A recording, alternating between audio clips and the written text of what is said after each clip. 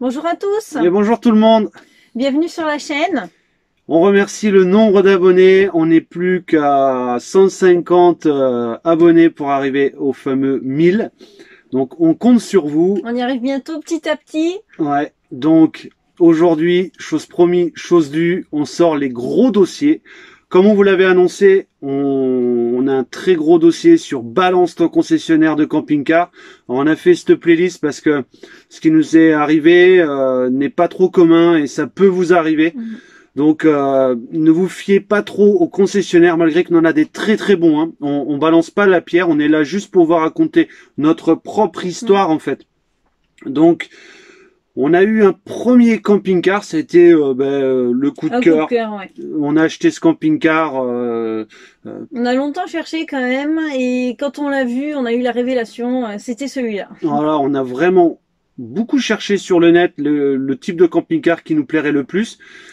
Et on a choisi cet intérieur parce que Emeline avait trouvé cet intérieur avec la salle de bain centrale. Et c'est vrai que c'était très pratique, c'était très luxueux en même temps. Et ce fameux Benimar Aristeo 694 était plutôt bien équipé. On l'a trouvé pensé aussi. bien pensé, c'était l'idéal. Pour nous, ça c'était vraiment, on voulait acheter le premier camping-car. On voulait pas commencer par un petit, parce qu'on avait déjà le van, comme on vous l'avait dit dans la vidéo de présentation. En même temps, tiens, je vous la remets en haut. Et on est tombé dessus, pas loin de chez nous, complètement par hasard. C'était sur un salon, c'était un week-end quoi. Et du coup, on a quand même pris le temps de réfléchir, mais on a sauté sur l'occasion, ce qui nous paraissait quand même propre. Le concessionnaire nous paraissait quand même honnête. C'est vrai que il nous avait dit qu'on allait avoir le camping-car dans un état très proche du neuf parce que il avait moins de 25 000 kilomètres, il avait 2 ans. Donc pour nous, tout collé parce qu'on voulait acheter un camping-car pas neuf parce que un intégral coûtait trop cher, on n'avait pas le budget, ça nous faisait trop peur. Mais on voulait pas acheter un camping-car qui avait 20 ans, on avait vu des rapidos et tout ça qui avait quasiment 20 ans sur le bon coin. Et du coup, comme on vous a dit, on a préféré passer chez un concessionnaire pour les garanties, pour la sécurité aussi, et grosse erreur. Une grosse erreur de notre part. Je pense qu'on va s'en souvenir assez longtemps de ce concessionnaire et de surtout ce Benimar. Alors, Benimar, c'est quand même une bonne marque. Hein. Oui, il y a des très belles prestations, c'est de la qualité. Hein. Voilà. Après, faut qu'il soit bien entretenu par des personnes qui font bien leur travail. Après, on est mal tombé. On est mal tombé, on est tombé sur le camping-car qu'il fallait pas acheter. Pourtant, à première vue, il était très bien. C'est vrai que quand on achète un camping-car, on regarde pas de suite tous les petits détails. Malgré que nous, on avait quand même l'œil fin, on a quand même tout regardé avant. Et c'est vrai que le jour où c'est qu'on a signé ce fameux bon de commande, on nous a dit, vous inquiétez pas, tous les points que vous allez voir, on va les reprendre, ça va prendre un peu de temps, va falloir ne pas être pressé, désolé.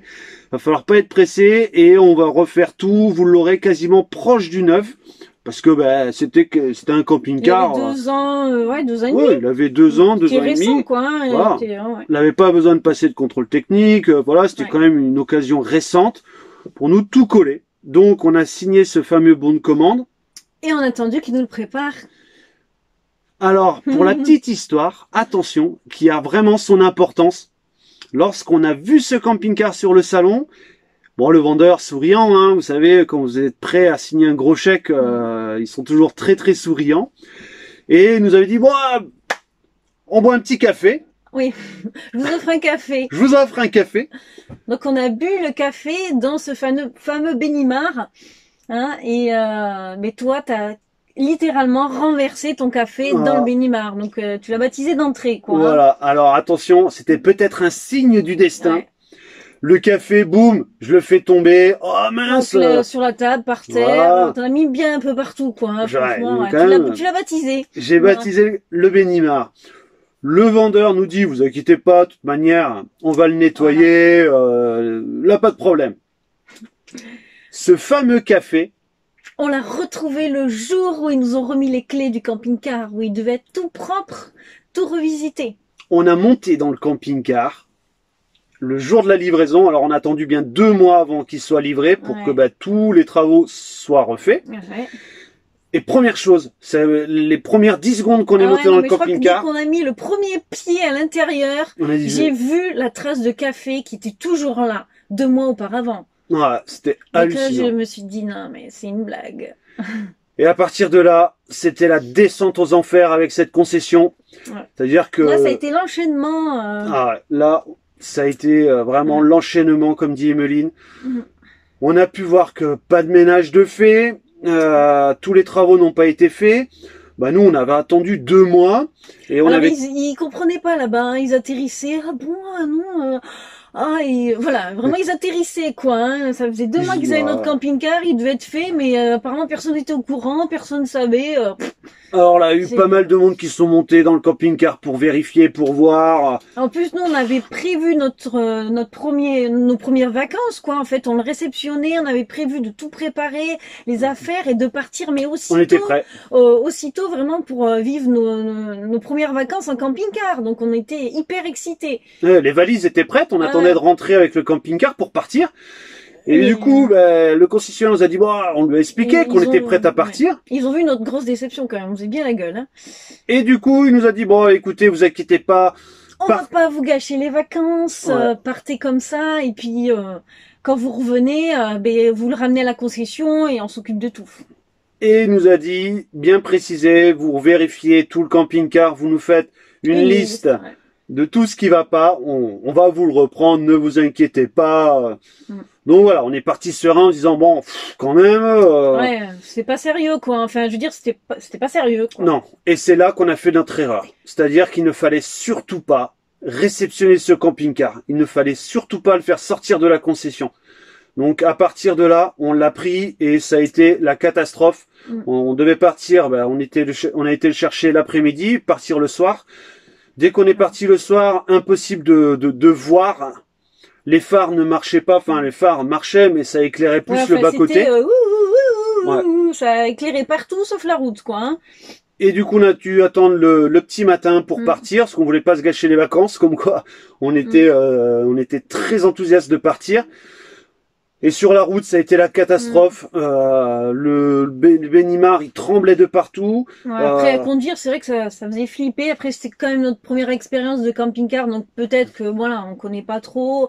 Peut-être que ça se conduit comme ça, un camping-car. Après tout, hein, c'est peut-être normal que ça va dans tous les sens un petit peu. C'est vrai que ça faisait beaucoup de bruit, mais on se sentait vraiment pas en sécurité. On était tendu, on n'était pas serein. On était tendu, hein. On sentait bien qu'il avait anguille sous roche, il avait un truc qui cloche. Du coup, on est rentré à la maison, on a commencé à faire la liste. À faire cette fameuse liste que le concessionnaire nous a dit de faire. Bon, par contre, quand il a vu la taille de la liste... Voilà, on avait plus de 40 points et le fait d'aller faire cette liste, ça nous a permis d'ouvrir les yeux sur l'état du camping-car. Et on a pu remarquer vraiment beaucoup de choses. Et le camping-car, alors... On va pas vous dire qu'il est accidenté, mais on n'a pas la preuve. On n'a pas la preuve qu'il est accidenté réellement par un expert, ni par quelqu'un d'assermenté. Mais les images que je vais vous montrer, vous allez vous faire votre propre opinion, mais c'est quand même énorme. Ouais, je pense que, même moi qui m'y connais pas en mécanique, on a beau voir les images. Je veux dire, je comprends de suite les choses qui vont pas et voilà, c'est hallucinant comme dit Fabien. Vraiment, je pense que vous avez jamais vu ça de votre vie en fait.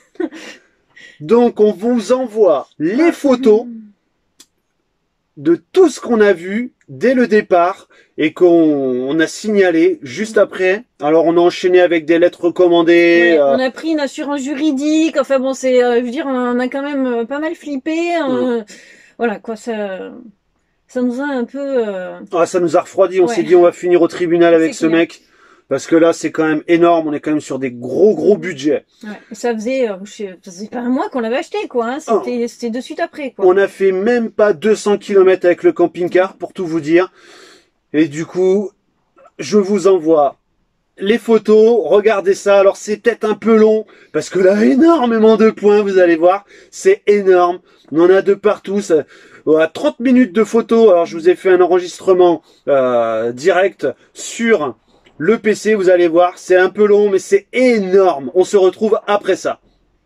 Alors voilà, on y va. Voilà le Bénimar. Alors comme vous pouvez voir, il était quand même relativement propre, c'est un très gros intégral. Bon, je vais peut-être vous montrer les photos d'extérieur de ce fameux Bénimar. Voilà, très gros intégral. On avait bien le auvent, très gros auvent, et le porte-vélo. Et c'est vrai qu'on regarde à première vue, euh, il était relativement propre. Mis à part qu'on va voir en détail vraiment que le véhicule était vraiment impropre à la circulation. Allez, c'est parti. Alors on commence par la première chose qu'on a remarqué lorsqu'on a voulu sortir, partir pour la première fois de nuit. Et en fait, les phares n'éclairaient pas bien, on voyait rien du tout. On n'a pas pu partir parce que c'était horrible. On est parti que le jour. On voit bien qu'en fait, la fixation du phare qui se trouve ici, en fait, la boule, elle doit rentrer à l'intérieur là et elle permet à faire le réglage du phare électriquement. Donc là, impossible de régler le phare. Cette connectique bleue, normalement, cette connectique qui descend doit passer dans ce trou-là pour que le phare, lorsque vous le montez, descend dans le trou et voilà, inversement. Donc la circulation du phare était impossible. On voit bien que les fils, ça fait pression. Les fils, alors, ils avaient été dénudés, remis, c'était relativement bizarre. On voit bien une fixation ici qui n'est pas installée. Et on le verra par la suite, vous voyez, ce support acier là n'est pas d'origine. On peut voir ici l'écart du feu qui est sorti en fait, hein. On voit bien que l'écart là correspond à l'écart ici et l'écart qu'il y a entre le trou et la connectique. De plus, cette fixation n'est pas bonne. On va voir ça. Voilà, là on voit bien le trou de fixation du phare qui doit passer par ici, qui devait être fixé par là. Toujours côté conducteur, voilà, une vue un peu plus haute. On voit bien ici le phare qui est fixé et pas en bas. Voilà, une vue un peu plus nette. Côté passager, pareil. Alors, on va revenir. On voit bien ici, vous voyez, on voit bien le trou. On voit bien que le support, il est quand même assez propre. Et de l'autre côté, il est quand même tout écrasé. Il est quand même, on peut dire, dégueulasse. La connectique, pareil, de l'autre côté, vous voyez, hein, impossible de pouvoir régler le phare. De plus, on peut voir ici que ça a été fixé de cette manière-là et en haut de cette manière-là. Alors, en haut, c'est vraiment l'origine. En bas, c'est vraiment pas l'origine. On voit qu'ici, on peut plus remettre de vis. Les trous, ils sont pas borgnes, hein. On voit bien qu'il y a un gros problème. On va le voir en détail un peu plus loin. Donc voilà, côté passager, on voit bien un peu l'état. On voit que la vis ici, elle est complètement, vous voyez, elle est complètement tordue. Donc le feu, on voit bien que ici, vous voyez, c'est un adhésif qui cachait un peu la misère, parce qu'en dessous c'était tout pété. On voit bien l'écart du feu. Alors ici, c'est côté passager, toujours le feu avant. On voit bien ici, le feu ne tient pas du tout. On ne sait pas du tout comment il tient. Et quand on regarde, pardon, la tranche du support plastique, elle a été découpée. On va pouvoir le voir un peu plus loin. Donc voilà, on voit que le support, il tient pas du tout. Il manque beaucoup de vis. Bon, les feux, ils ont été coupés, remis, torsadés. Voilà, c'est ni fait ni à faire, hein. L'entrée d'air pour le filtre à air, on voit ici qu'il était fondu. Et ces vis-là me paraissaient très bizarres. Et surtout, l'inclinaison. L'inclinaison, il était vachement incliné vers l'avant. Et ça me paraissait très bizarre. Donc, je me suis introduit à l'intérieur. Alors, il faut savoir que dans un intégral, l'accès au moteur est très difficile, hein. Et voilà comment il tenait en fait l'entrée d'air. En fait, on voit la vis qui est ici et un gros pâté là qui permettait de le laisser. de le mettre comme ça, en fait. J'aurais pas trop vous l'expliquer, mais c'est quand même énorme. Vous voyez comment que ça tient? C'est quand même énorme. Pour les feux, on voit bien que les feux ont été retaillés à la main. Euh, on voit bien que c'est pas d'origine, même ici, on voit bien que ça a été retaillé à la main. À l'intérieur compartiment moteur, on avait cette platine-là. Alors, ça m'avait attiré l'attention parce que on voulait remettre. Alors, attendez, tac. Voilà, on voulait remettre en fait du liquide de lave-glace, et en fait, impossible de mettre du liquide lave-glace à cause de ça. C'est pas possible. Et lorsqu'on commence à regarder de plus près, en fait, on se demande comment tout tient. Et en fait, tout tient grâce à cette patte qui est là, là, qui en a partout en fait. Vous voyez, rien n'y fixé, aucune vis. Ici, c'est criqué. Et je me suis toujours demandé comment ça tenait. On peut voir pour le lave-glace, le liquide lave-glace, en fait, on avait un support qui était là. Alors j'ai regardé par rapport à l'origine, en fait, hein. Le support qui était là, en fait, il y était plus, il était cassé. Du coup, ils ont refait un bourrelet là de silicone ou je ne sais quelle colle. Alors ici, nous avons le radiateur qui se trouve ici en bas, et aucune fixation. On a de la pâte de la colle à pare-brise en fait. C'est de la colle à pare-brise qui tenait le radiateur. Ici, on peut voir aussi compartiment moteur, des supports du pare-choc complètement pétés, rien n'est fixé. Ici, on voit le phare. Alors le phare, vous voyez, il est carrément sorti. Le joint qu'on voit ici n'est pas d'origine en fait. Le phare doit rentrer complètement dedans, et en fait c'est de la colle à pare-brise. C'est-à-dire que le bloc phare tenait qu'avec de la colle à pare-brise. On voit bien le côté passager, côté conducteur. Donc pareil, idem, les deux côtés. L'emplacement d'origine, on voit bien que le phare il devait rentrer, et l'emplacement il était ici en fait. Lorsqu'on regarde en dessous du phare, on voit bien que il manque cet écart-là, hein. Le feu il doit rentrer carrément dedans, et on voit ils ont mal bricolé, parce que ils auraient pu mettre de la colle à pare-brise tout le long, mais ici ils n'en ont pas remis. Bon, faisceau non fixé sur son emplacement, j'aurais tendance à vous dire, ça va, euh, c'est pas encore trop grave, mais bon, c'est quand même, c'est quand même important de le préciser. Alors voilà, support, fixation radiateur, on voit bien que le radiateur, le support qui tient le radiateur, en fait, il est carrément collé avec la colle à pare-brise. Alors en fait, quand on roulait avec ce Benimar Aristeo 694, en fait, il tirait d'un côté, c'était vraiment dangereux à la conduite.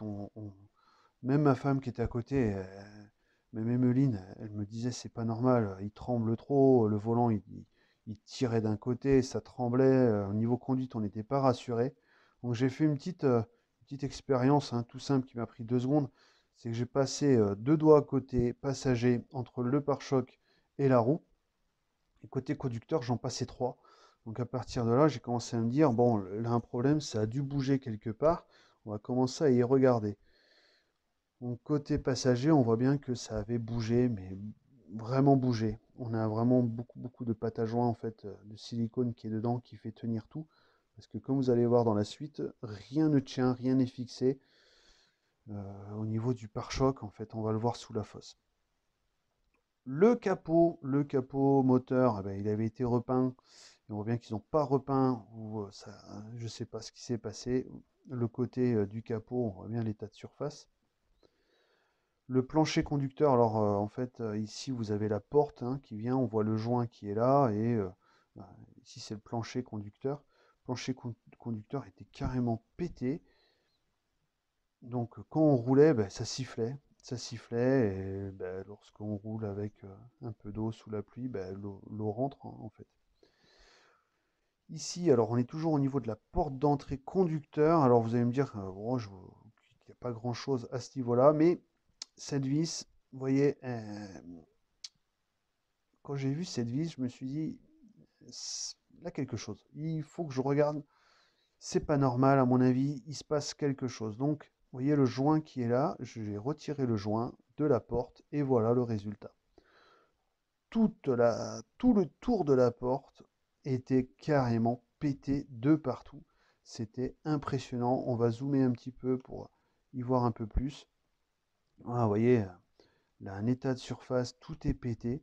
C'était impressionnant. Comme on peut voir, la porte, elle n'est pas du tout en place. Donc je vous dis pas, hein, ici, infiltration d'eau, infiltration d'air. Quand vous roulez, ça siffle.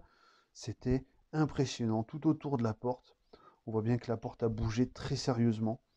Et vous voyez, cette petite plaquette en acier a été fait main en fait, hein, c'est de la bricole.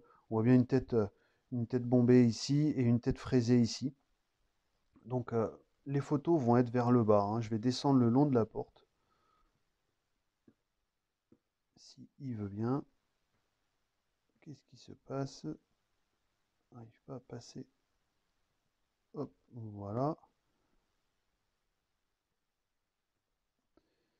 On voit bien le trou d'origine qui est ici et on voit bien, c'est quand même impressionnant de voir ça en dessous d'un joint. Alors, quand vous achetez un camping-car, vous n'allez pas démonter les joints de la porte pour aller vérifier, quoi. Je veux dire, bon, j'ai eu ma part de responsabilité lorsque j'ai acheté ce camping-car à bien vérifier, tout vérifier avant de signer. Bon, on avait vu pas mal de choses à l'intérieur. On l'avait signalé comme on l'a précisé. Et il nous avait dit, voilà, comme on vous a dit, vous inquiétez pas, tout sera fait, on est transparent avec vous. J'allais pas démonter les joints pour aller voir ça, quoi. Donc on voit bien le trou ici d'origine et encore une plaquette là qui traîne. Donc ça, c'est des trous qui vont dehors, hein, derrière le joint. Donc c'est des infiltrations, hein. Voilà comment tenait la porte d'entrée. Je sais pas si c'est réglementaire, hein, je suis pas professionnel dans le camping-car, mais pour moi là c'est énorme quoi. Et puis si vous passez le doigt dans le joint, ça coupe quoi. Donc voilà un petit peu comment c'était fait en dessous du joint de la porte. On revient sur les phares. Alors regardez bien les phares. Alors là c'est le côté conducteur. On voit le support qui est taillé droit à ce niveau-là et on voit un trou qui est ici. Alors ce trou-là, c'est un trou d'origine. Cette vis n'est pas d'origine, cette vis n'est pas d'origine. On va tout de suite le voir. Ouais, ça c'était la colle à pare-brise, hein. Là encore, on voit la découpe, là, hein. On voit la découpe du support de phare. Alors voilà, regardez bien. Alors ici, c'est côté conducteur. Alors sur le côté conducteur, comme je vous ai dit, on voit le support qui est taillé tout droit. On a une fixation là. Bon, on a un trou qui est ici. Pour moi, c'était l'origine. Et on a le support de phare qui est ici. Pour moi, c'est l'origine. Lorsqu'on va côté passager, voilà ce qu'on a. Le support n'est pas du tout droit. Vous voyez, ça fait cette forme-là. Et encore, hein, on voit bien que ça a été retaillé. Et on a cette plaquette-là, ce support qui est pas totalement différent du côté gauche et du côté droit. On voit que c'est un peu pété ici. Regardez, je vous la refais. Côté conducteur, côté passager. Côté conducteur, côté passager. Pourtant, c'est les deux mêmes phares, hein. Donc là, gros problème. Alors les portes, ça m'a toujours étonné sur les camping-cars. J'ai pu voir sur le Benimar que c'était pareil. En fait, les charnières sont collées. Bon, pourtant, on a le trou, on a la fraisure prévue pour mettre la vis, mais ça tient. Donc là-dessus, j'ai pas trop de critiques. Je plutôt dit, bah, regardez comment que ça se fait. Parce que sur ce Benimar, on avait d'autres, bah, la porte d'entrée, la porte conducteur, auquel on avait des vis. Donc j'ai tout de suite compris qu'après, c'était des choses qui avaient été changées. À l'intérieur maintenant du Benimar, on avait un lit pavillon, les pavillons de place, aucune vis. Non, c'était pas des vis d'origine. Aucune vis, ben, aucune vis n'est vissée en fait. On voit bien, hein, rien ne plaque sur tout le long. Donc c'était hyper dangereux, hein. Là, si vous sautez sur le lit, je vous prie de croire que je pense qu'il faisait pas longtemps. Voilà, bon, une tête de vis, une tête fraisée à la place d'une tête bombée. Au niveau du pare-brise, une chute de mousse collée au silicone entre la vitre avant et le tableau de bord côté passager. Vous voyez l'écart qu'il y a entre le pare-brise et le tableau de bord. Donc ils ont mis un bout de mousse et ils ont foutu du silicone au-dessus. On a les montants de porte, ouais, c'était bizarre. Les montants de porte, on avait un trou qui était là, c'était le trou d'origine. J'ai vérifié sur le net et puis ils ont remis là. Et côté conducteur, entre le pare-brise et le tableau de bord, cette fois, il n'y avait pas de mousse, mais il y avait un gros pâté de mousse silicone. Donc un peu bizarre d'avoir ça d'origine, hein. Je rappelle que le camping-car, il était de 2016, donc à l'époque moins de 2 ans, et entre 20 et 25 000 km. Voilà, vous voyez la charnière, on a bien les vis, qui sont là. Et donc je pense que cette charnière-là avait été changée. Dans la soute à gaz, on avait un très gros écart ici, hein, qui donnait sur l'autre compartiment. Et en fait, ils avaient mis, vous voyez ici, là, l'écart qu'il y a, en fait, c'est du silicone. Donc, ce n'était plus du tout étanche à l'air, alors que ça doit être étanche à l'air pour éviter les infiltrations de gaz en cas de fuite de gaz de votre bouteille. De l'autre côté de la soute à gaz, ben, on avait un morceau de bois qui n'est pas du tout d'origine, hein. On pense bien que si on a cette couleur de bois, Benimar, ils vont pas mettre un bout de palette là, mis avec des vis comme ça, hein. Donc ça avait été rajouté encore par le concessionnaire. Et à partir de là, voilà, quand on est arrivé ici, j'ai dit à ma femme, écoute, on va appeler un copain qui est mécanicien. Il va être beaucoup plus professionnel que moi, et on va le mettre sous la fosse parce que là, j'ai de gros doutes. Donc ça, c'était vraiment 15 jours après l'avoir acheté, hein. Donc on l'a mis sous la fosse et à partir de là, voilà, on voit que on a le support moteur, un support moteur qui est de ce côté passager et il n'y est pas côté conducteur, donc il est manquant, hein. On va aller voir ça en détail, mais bon, déjà ça passe pas au contrôle technique aujourd'hui, hein. Voilà, vous voyez, c'est exactement ici, à cet endroit-là, en fait, tout le berceau avant, là, qui tient tous les pare-chocs et radiateurs, et voilà, tout ce qui est en bas, en fait, il tient sur rien du tout. On n'a rien du tout qui est fixé, ça se balade, et quand vous conduisez, ça claque, ça claque, ça claque. Donc là, on le voit aussi de l'autre côté, on voit bien que rien n'est fixé, on a un bout de scotch qui est ici. On avait pas mal de choses pétées ici au niveau du support des plastiques moteurs là. On avait aussi là, un peu pété et ça c'était carrément plié, tordu. Donc ça c'est voilà, c'est tout le berceau avant là qui tient toute la face avant. C'est à partir de là que je me suis dit voilà, il est accidenté. Ce camping-car est accidenté, nous l'avons vendu accidenté. Ça c'était le côté passager et ça c'était le côté conducteur, voilà. Donc déjà, pour aller voir ça, je vous dis que j'ai bien mis un quart d'heure avec mon pote, hein, aller regarder. Ça, c'est impossible à voir le jour de l'achat, hein. C'est du vis caché totalement, hein. Donc on voit bien le support moteur côté passager. Et ici, on voit bien que c'est manquant. Et comme on peut voir, que je vous ai montré en gros plan, ici, rien n'est attaché. Vous voyez, en fait, tout, là, on a le radiateur qui était ici. Tout ça, là, bah, c'est rattaché à rien du tout. Alors ici, ben voilà, tout ce qui est plastique en dessous du moteur, eh ben on voit bien que ça a été bricolé, que ça a été touché. On voit bien que tout a été décalé, qu'ils ont remis une vis, euh, qu'ils ont repercé. Voilà, c'est assez dégueulasse quand même, hein. Alors ici, c'est le plancher conducteur je vous ai montré qui était pété. On voit bien que la vis a tout fondu en fait, hein. Bon, ils ont mis un gros pâté de colle pour camoufler, hein, essayer de le faire tenir, hein. Au niveau des supports d'échappement, alors on avait normalement à l'origine 4 vis, maintenant on n'en a plus que 2. À côté, en fait, là c'est côté droit et côté gauche. Côté droit, côté gauche, on voit bien qu'il manque toujours 2 vis.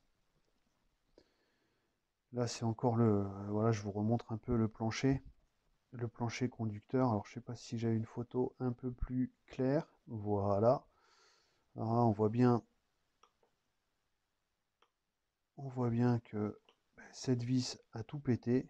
Cette vis a tout pété. Donc bon, c'est pas le constructeur qui a fait ça. On voit bien que ça a été bricolé, mascagné. On voit bien comment c'est pété de partout. On voit bien ils ont dû, je vous dis, ils ont dû bouffer je ne sais combien de cartouches de silicone parce que c'était quand même énorme. Et après, bon, c'est des photos un peu sombres que j'ai pas pu prendre. Alors ici, c'était partie structurelle. C'était vraiment le, le- le berceau ou le châssis avant qui était complètement écarté, non fixé. C'est à partir de là que mon copain mécano m'a dit il est accidenté, il est plié. Donc voilà pour la série de photos un peu litige. On va essayer de vous en remontrer d'autres.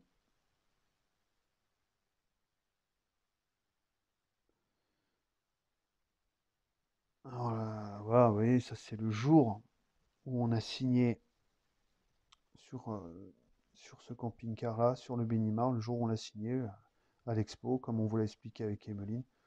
Ouais, il était propre, quoi. Je veux dire, voilà, on voit ma petite fille. Il était hyper propre, quoi.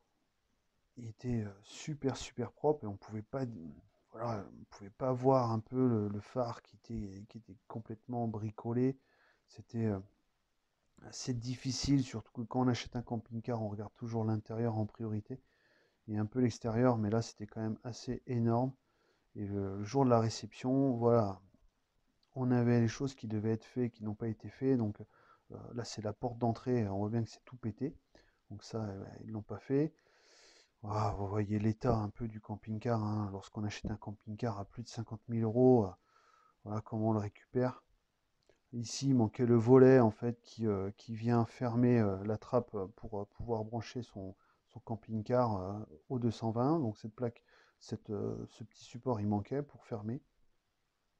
Voilà, on revient sur la colle à pare-brise. Ça m'avait vraiment choqué.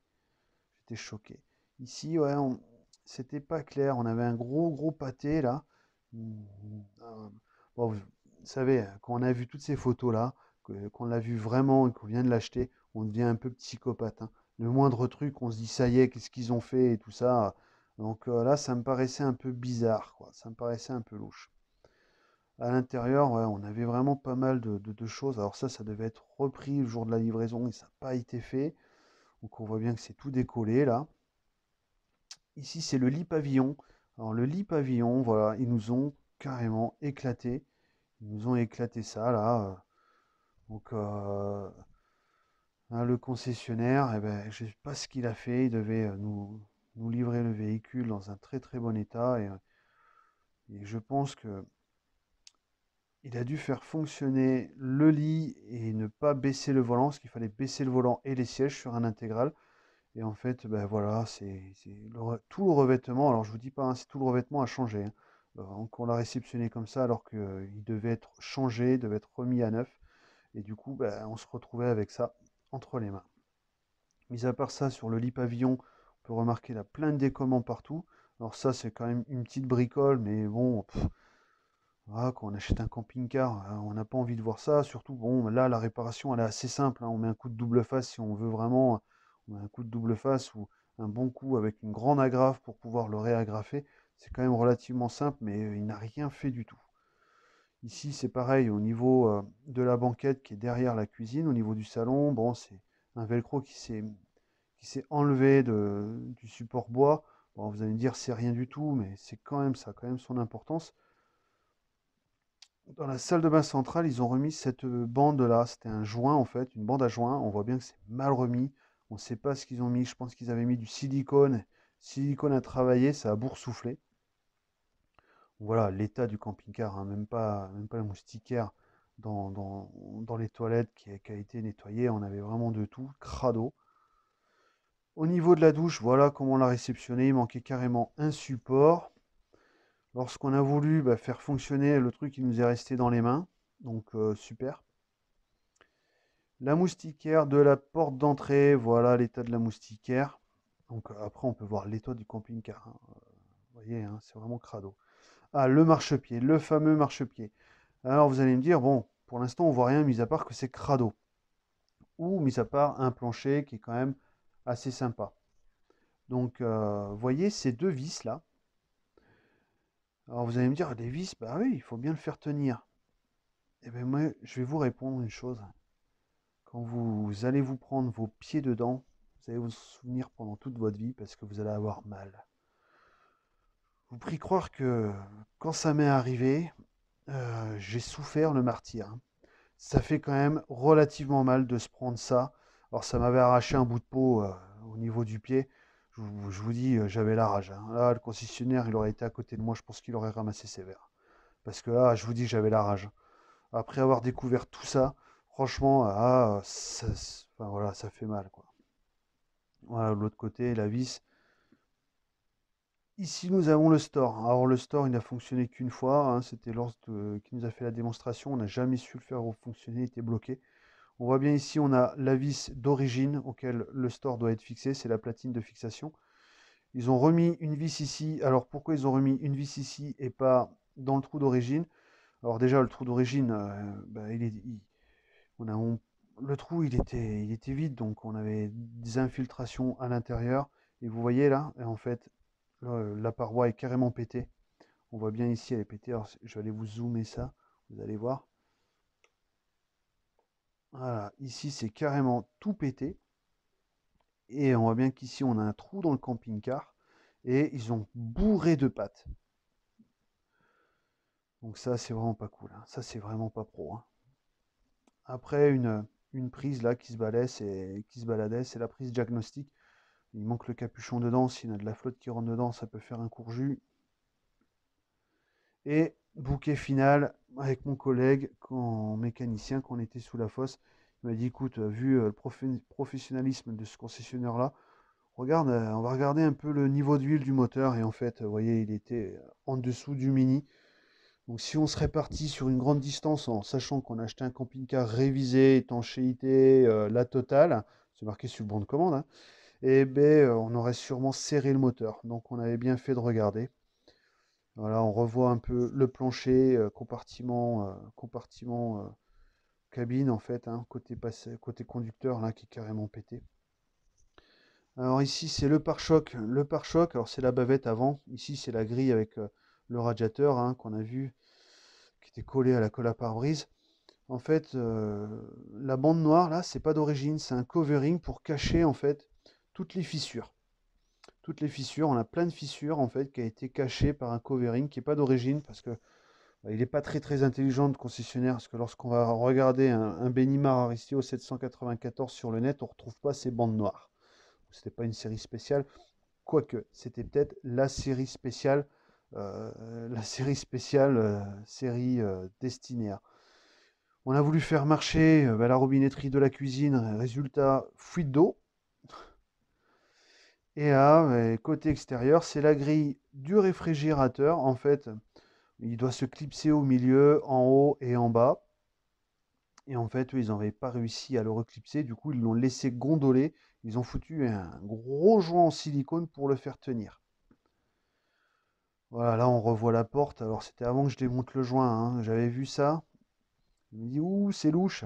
Et comme vous avez pu voir, hein, c'était plus que louche.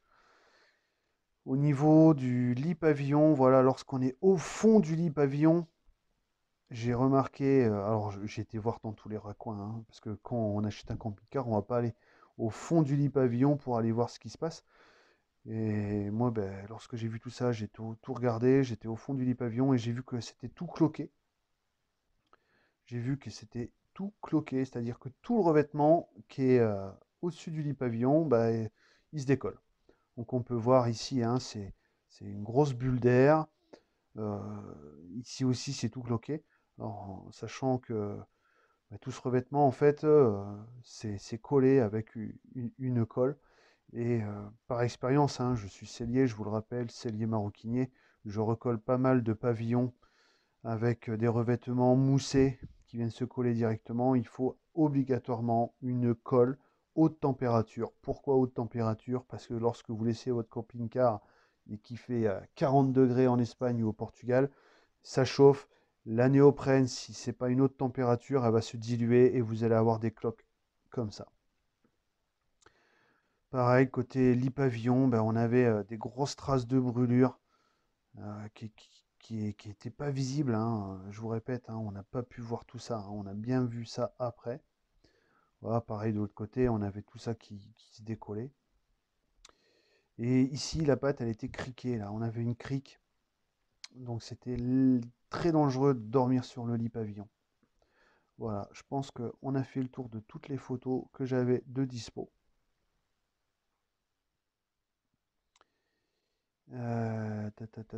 Travaux avant, Bénimar. Voilà, alors le Bénimar, voilà. Voilà à quoi ça ressemble à l'intérieur, hein. Vous voyez, c'est quand même assez beau. C'est quand même du beau camping-car. Qu'on était déçu d'avoir ça. Voilà, vous voyez, on a la cuisine d'un côté et la salle de bain centrale. Ah, c'était des photos que j'avais pu prendre. Voilà, on a bien la salle de bain centrale et le lit qui mène à l'arrière. Allez, c'est tout bon pour cette série de photos. Alors vous avez déjà tenu 30 minutes de photos et déjà c'est déjà vraiment pas mal. Donc vous avez vu, c'est quand même assez hallucinant. Alors, qu'est-ce qu'il nous a proposé une fois qu'on lui a fait part? Alors toutes les photos que je vous ai montrées, c'est des photos que je vais redistribuer au concessionnaire en lui disant hop, tribunal. Là, cherchez même pas. Je passe même pas le contrôle technique l'année prochaine avec. Donc là, ça va pas le faire du tout. Donc, on lui a envoyé une lettre recommandée avec tous les points qui vont pas, avec accusé de réception, bien sûr. On a fait tout comme il fallait faire par rapport à la loi. Prévoir aussi l'expert pour qu'il puisse être expertisé, pour bien vérifier tout ce qu'on, Toutes nos affirmations. voilà, toutes nos affirmations. Et 2 jours après, ce fameux concessionnaire nous téléphone en lui disant, écoutez, ne vous inquiétez pas, on a trouvé la solution. Vous allez garder votre camping-car, vous allez voir, il va être comme neuf. Alors écoutez bien, là, je crois que là, c'est Tirali Pimpon sur le Chihuahua. Là, alors on rigole parce qu'il faut rigoler quand même. Ah, on n'est pas sur une chaîne à insulter ou quoi que ce soit. On en rigole. Alors, le concessionnaire nous téléphone et nous dit, écoutez, le Bénimar repart chez Bénimar en Espagne et on vous paye les vacances tout le long des réparations. Et c'était à nous d'amener le camping-car. Et c'était à nous d'amener le camping-car. Alors là, je lui dis, prendre des congés pour aller réparer vos boulettes, non, je crois pas. Je crois que ça va pas du tout le faire, à moins qu'il me paye les journées, mais l'autre, non, je vous paye des vacances. Alors, hôtel bien classé, mais bon. Hein, ouais, voilà. apparemment, il nous payait un bel hôtel. Enfin bon, voilà, c'est ce qu'il dit. Hein. S'il payait un bel hôtel à hauteur du Bénimar, je vous dis pas, hein, on s'aurait retrouvé un peu mal. Donc, je réponds pas, je raccroche, je regarde où est l'usine Bénimar. Alors, je vous dis pas, en plein désert dans l'Espagne, rien du tout. La planche de surf, je sais pas où c'est que j'allais m'amuser. Bref, c'était pourri le plan. Non, même si ça avait été au bord de la mer, on n'aurait pas accepté. Non. Alors en fait, au téléphone, je lui ai quand même précisé que c'était pas possible que je puisse moi-même prendre des congés pour pouvoir lui rendre service déjà d'une, et en plus de ça, moi prendre la responsabilité de qualiticien, c'est-à-dire descendre avec le camping-car dans l'état. Oui, c'est vrai. Déjà descendre avec le camping-car dans l'état, non, c'était mort, hors de question. Je vais me tuer. Et en plus, il aurait fallu que c'était moi qui atteste les bonnes réparations du camping-car. C'est quand même impressionnant. Non, mais vous avez déjà vu ça, vous? Vous achetez un camping-car chez un concessionnaire. Vous vous rendez compte une fois que vous l'avez mis dans la fosse et que un mécano il vous dit c'est mort, le truc il est accidenté, c'est mort. Et le concessionnaire vous dit non mais vous le prenez, vous allez le faire réparer. Mais c'est énorme, j'ai jamais vu ça. Franchement, c'est vraiment, là, c'est pire que de l'incompétence, c'est se foutre de la gueule du monde. Là, je commence vous voyez, je monte un peu sur mes grands chevaux, mais c'est se foutre de la gueule du monde. Comment on peut dire ça à quelqu'un qui achète un véhicule hyper cher? On est sur des intégrales quasi neufs. Attention, c'est des gros budgets. On n'est pas sur un véhicule Hummer des années 80. On est quand même sur un truc de 2016 qui avait 2 ans et moins de 25 000 kilomètres. Alors aujourd'hui, je vous le dis très franchement, je sais pas s'il avait moins de 25 000 kilomètres ce camping-car. C'est quand même louche. Vous avez vu les photos? Là, quand même des choses. C'est pas les vibrations qui ont fait perdre toutes ces vis, qui ont tordu le berceau avant, qui ont fait tenir le radiateur, les trucs avec de la colle à pare-brise. Enfin, je sais pas, où la porte, elle était défoncée. Il nous a quand même avoué que, oui, c'est vrai, on vous l'avait pas dit, on a changé la porte. Et ils ont eu des problèmes aussi avec les phares, ils s'étaient rendu compte. Oui, il s'était rendu compte qu'il y avait des problèmes avec des phares. Mais il nous le dit bien après. Hein. Ouais. Donc, j'aurais tendance à lui dire, ben, heureusement, parce que si Benimar faisait des camping-cars comme ça, je pense qu'il mettrait clé sous la porte ou il finirait au tribunal quand même. Parce que Benimar, attention, hein, l'Aristeo 694 neuf, il vaut quand même 74 900 euros. Donc, il peut raconter tout ce qu'il veut, le concessionnaire. Là, vous avez vu, c'est quand même gros dossier quand même sur lui. Balance ton concessionnaire de camping-car, parce que là, vous comprendrez que la playlist, elle a toute son importance. Donc, je voudrais m'adresser à toutes les personnes qui ont le désir d'acheter un camping-car en concession. Regardez bien tous les points. Même s'il est récent. Même s'il est récent, vous avez vu, grâce à notre expérience qu'on vous fait partager, c'est pas parce que vous achetez un camping-car récent qui peut être sain ou 2-3 petits défauts qui vont être rattrapés. Voilà, on va pas vous le redire, mais faites très attention. N'hésitez pas à aller voir les camping-cars avec des gens qui sont expérimentés et qui connaissent le camping-car et qui vont déceler de suite à qui ils ont affaire et le camping-car s'il est propre à la circulation. En tout cas, nous avions refusé l'invitation de vacances. Hein. On est quand même des gens exceptionnels. On nous paye des vacances, on les refuse quand même. Donc, on a refusé direct. On a dit, terminé, expert, on passe au contrôle technique. Comme ça, on se le fait refuser. On a la preuve d'un organisme agréé. Et là, Coco, tribunal, a pris croire que ça va très mal se passer pour vous. Donc, il a attendu quand même d'avoir les lettres recommandées, d'avoir... Ils n'ont pas jamais répondu par écrit. Ils n'ont jamais répondu par écrit. Pourtant, sur les lettres recommandées, on leur a bien dit, les paroles s'en vont, les écrits restent. Répondez-nous par écrit. Ça n'a jamais été fait. Vous pensez bien qu'il a pas voulu prendre de risques au final, hein. Donc, la seule proposition qu'on a finalement acceptée, parce qu'on voulait pas aller au tribunal, on n'est pas des gens qui aiment bien faire des histoires ni d'aller au tribunal, c'est jamais agréable d'aller au tribunal.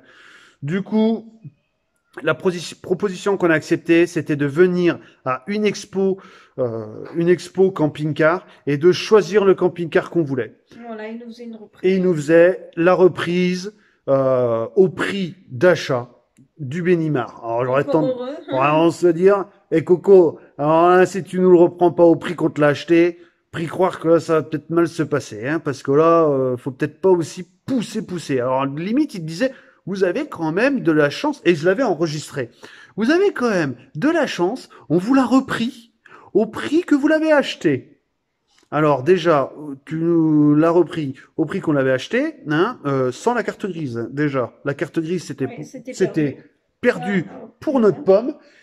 Et en plus, bon, comme vous suivez notre chaîne, vous avez vu, on a un chausson 716. Alors le chausson 716, on l'a repris neuf. Dans la même concession parce qu'on était obligé de reprendre dans la même concession parce que on l'avait acheté chez eux en fait. Autrement c'était procédure à 2 ans, le camping-car était immobilisé, voilà. On était obligé de les garder. Voilà. On paye le crédit. Je vous laisse passer vraiment la catastrophe du plan camping-car qu'on s'était fait.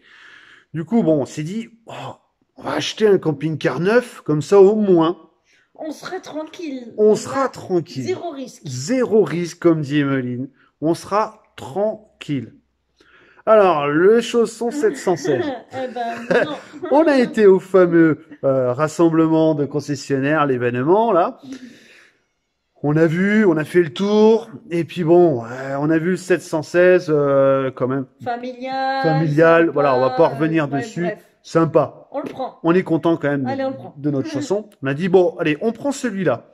Par contre, il était 3000 € plus cher que le remboursement du Benimar. Du coup, on lui dit, bah, par contre, on rajoute pas un centime, hein. Eh bien, vous savez quoi? Ah ben je peux pas, il est pas de chez moi. Eh bien, on a dû rajouter 3000 €. Et en plus, on a dü rajouter encore une carte grise. Non seulement le gars, il nous sort ça droit dans les yeux, et en plus, je dis à Emmeline, on va quand même refaire le tour du chausson parce que, voilà, vu l'expérience, vous avez vu, hein, on va aller quand même le voir parce que même un neuf, peut-être que... Et finalement, j'ai bien fait parce que le chausson, il était neuf, exposé, le pare-choc avant était rayé. Ouais, camping-car neuf. Je vous dis pas, j'ai dû batailler des pieds et des mains pour qu'ils nous le reprennent, enfin pour qu'ils nous le livrent avec le pare-choc peint. Par contre, il a été clair, hein. Le mec, il a été clair, le concessionnaire, hein. Je vous repeins le pare-choc. Par contre, pas de geste commercial, rien du tout. Ça veut dire que notre Benimar, vous savez, on avait le panneau solaire, le haut-vent, enfin le store, le porte-vélo. Le porte-vélo. On avait quoi? On avait pas... Et c'est tout. C'était les options quand même, et une bonne batterie. Hein, batterie, hein. Hein, si à l'époque on savait que dans le chausson on avait une batterie de daube qu'il avait mis dedans à la arnaque, on lui aurait demandé une batterie. Et vous savez quoi, on a acheté le chausson, il nous a refusé tout accessoire. C'est-à-dire que il peut vous vendre un véhicule impropre à la circulation, complètement défoncé comme vous avez pu voir sur les photos. Le mec il fait même pas un geste commercial. Donc faites très attention aux concessionnaires. Franchement, la confiance. Nous, on est des gens sympas. On fait confiance. Voilà, quand on a des gens, on est trop, l'expression qui tue. Trop bon, trop con. Maintenant, terminé. Donc, voilà. Cette vidéo a été bien longue. Je pense que c'est une des plus longues vidéos qu'on a faites sur la chaîne. Mais bon, comme je vous l'avais dit, c'est un très, très gros dossier. Donc, je vous rappelle que cette vidéo n'est pas pour mettre en porte-à-faux cette concession. C'est plutôt pour vous dire, attention, déjà d'une, n'achetez pas ce Benimar parce que, attention, ce Benimar, vous allez encore halluciner. Ce Benimar, vous savez, il a été remis en vente, sans travaux, exactement dans le même état que je vous l'ai montré, au même prix. C'est-à-dire que on l'a revu. On a même monté dedans, on a fait une vidéo comme quoi on était dedans.